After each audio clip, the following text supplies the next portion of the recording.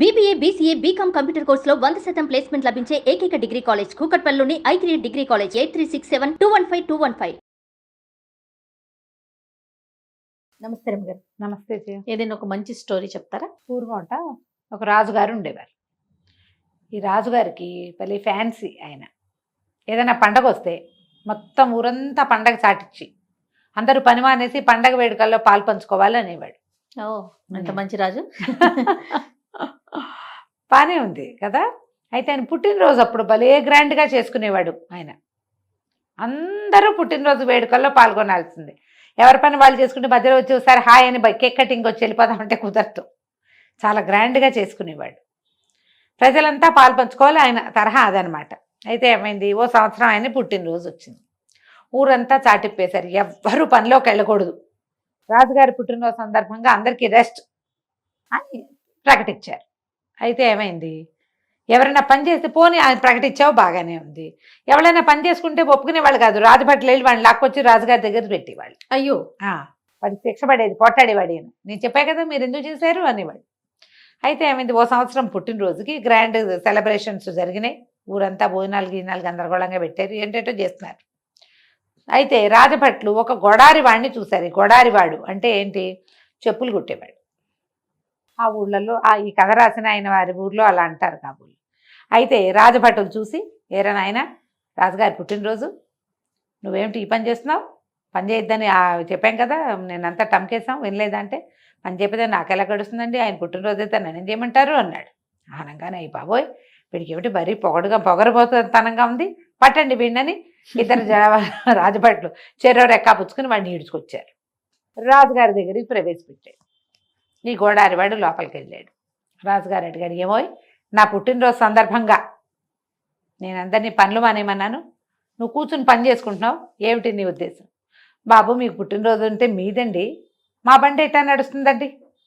మా బండి నడవదు, రోజు కుడితే కానీ నా కథ నడవదండి అన్నాడు. రాజుకి ఆశ్చర్యం వేసి, అదేమిటి నిన్న మొన్న అటు మొన్న సంపాదించావు అవన్నీ వెనకేసుకోలేదంటే వేసుకోలేదండి అన్నాడు. రాజు ఆశ్చర్యపోయాడు. నువ్వు రోజు పని చేస్తావు, రోజు డబ్బులు వస్తాయి, వెనకేసుకోకుండా ఎలా ఉంటావు, అసలు చెప్పు నీకు ఎన్ని డబ్బులు వస్తాయో చెప్పు అంటే, బాగా ఆలోచించి 6 అణాలు వస్తాయండి అన్నాడు. అనేసరికి తిండికి వాటికి నీకెంత ఖర్చు అవుతుందో చెప్పు అన్నాడు ఆయన. నేను నా భార్య తినడానికి 2 అణాలు ఖర్చు అవుతుందండి, మా తిండికి సరిపోతుంది అన్నాడు. అప్పుడు రాజు అన్నాడు, మరి 6 అణాల్లో 2 తీసేస్తే 4 ఉండాలిగా, 4 అణాలు వెనకేసుకోవాలా నువ్వు అంటే, ఏం చేస్తానండి, 2తో రుణం తీరుస్తాను, 2 అణాలతో 2 అణాలతో రుణం ఇస్తున్నానండి అన్నాడు. రాజుగారు ఆశ్చర్యపోయాడు. ఒరి నీ బతుకు, 2 అణాలు రోజుకి 2 అణాలు అప్పు తీర్చాలంటే నువ్వు ఎంత తీసుకున్నావు?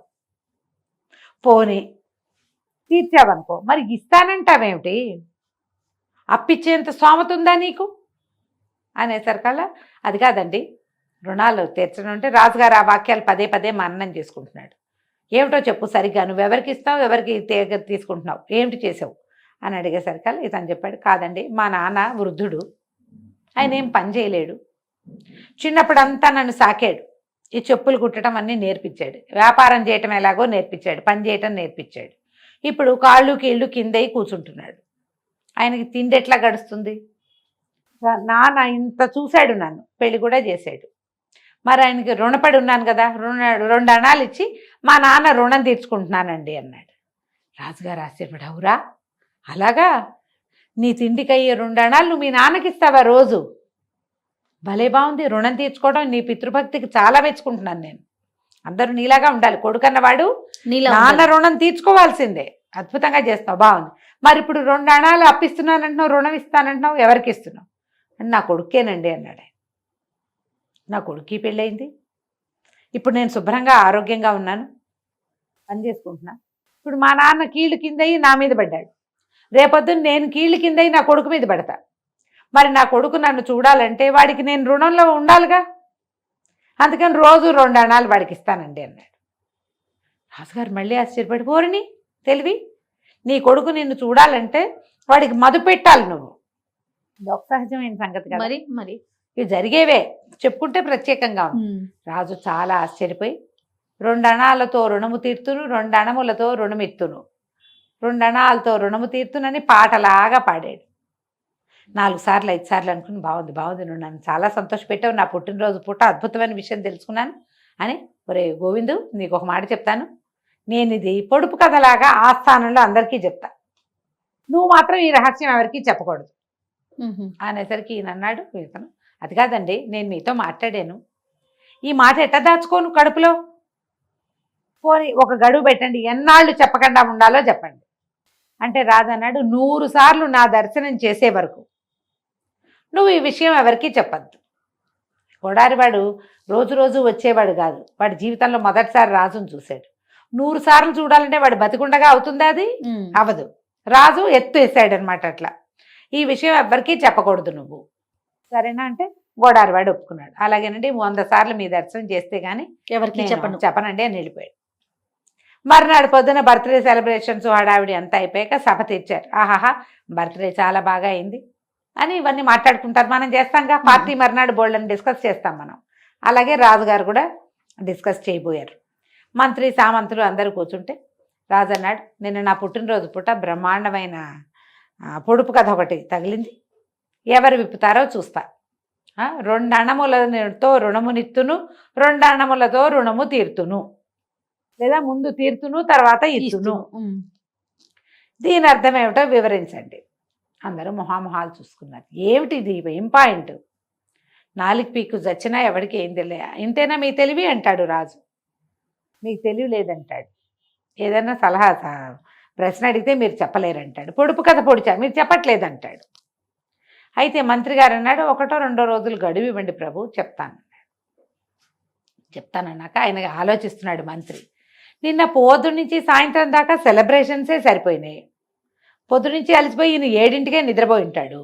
తెల్లారు లేచి పొద్దున్నే కసరత్తుకి వెళ్ళాలి, దేవతార్చన స్నానం చేయాలి, దేవతార్చన చేయాలి, మందిరానికి మండపానికి ఇక్కడికి రావాలి, సభా మండపానికి. ఎవరితో మాట్లాడి ఈయన ఇది పట్టుకున్నాడు అని బాగా ఆలోచించి నిన్న ఈయన గొడారివాడితో మాట్లాడాడు తెలిసింది. ఆయన కనిపెట్టారు. ఏం మాట్లాడారంటే, ఏమోనండి వాడు లోపలికి వెళ్ళాడు, వాళ్ళిద్దరే మాట్లాడుకున్నారన్నారు. అప్పుడు ఈ కిటుకేదో గొడారివాడికి తెలుసని మంత్రి గారు గొడారివాడి ఇంటికి పోయాడు. పోయి, ఏరా అబ్బాయి, నిన్న రాజుగారు నువ్వు ఏం మాట్లాడుకున్నారు చెప్పు.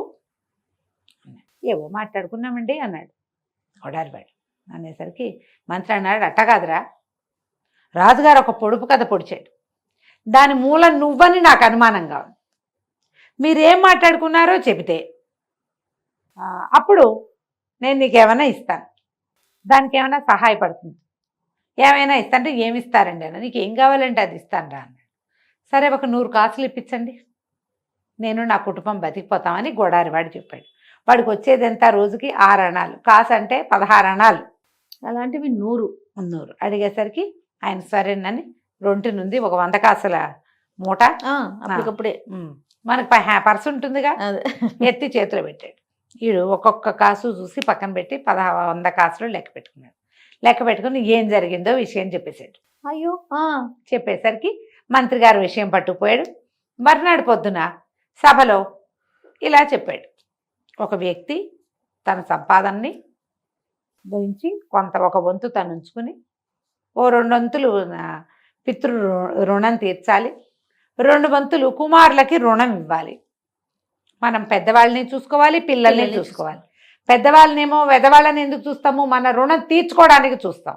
పిల్లలని వాళ్ళు మనకి రుణపడడానికి చూస్తాం. ఈ కథ అంతా చెప్పేసరికల్లా అందరూ చప్పట్లు కొట్టారు. రాజుగారు సంతోషించాడు, కానీ ఆయన కొళ్ళు పడిపోయింది. ఈ విషయం మీకు ఎవరు చెప్పారు, నిజం చెప్పండి అని మంత్రిని బెదిరించాడు. గోడారివాడు చెప్పాడండి అన్నాడు ఆయన.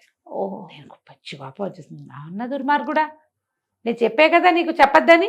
ఆ గోడారివాడిని పిలిపించి ఏరా అబ్బి, జరిగింది చెప్పావు, నేను కాదన్ను, కానీ 100 మార్లు నా దర్శనం చేస్తే కానీ చెప్పొద్దన్నాను కదా అంటే, అయ్యా 100 మార్లు మీ దర్శనం చేశానండి అన్నాడు గోడారివాడు. అనగానే రాజు ఆశ్చర్యపోయాడు. నిన్న అది జరిగింది, ఇవాళ ఇది జరిగింది, నేను మొన్నటి తర్వాత నువ్వు ఇవాళే వస్తున్నావు, ఎప్పుడు చూసావు నువ్వు 100 మార్లు, ఇలా దొంగ పదాలు ఆడతావు నువ్వు అనేసరికి నేను అబద్ధం ఆడలేదండి, పెద్ద మంత్రి గారిని పిలిపించండి అన్నాడు. మంత్రి గారు వచ్చారు.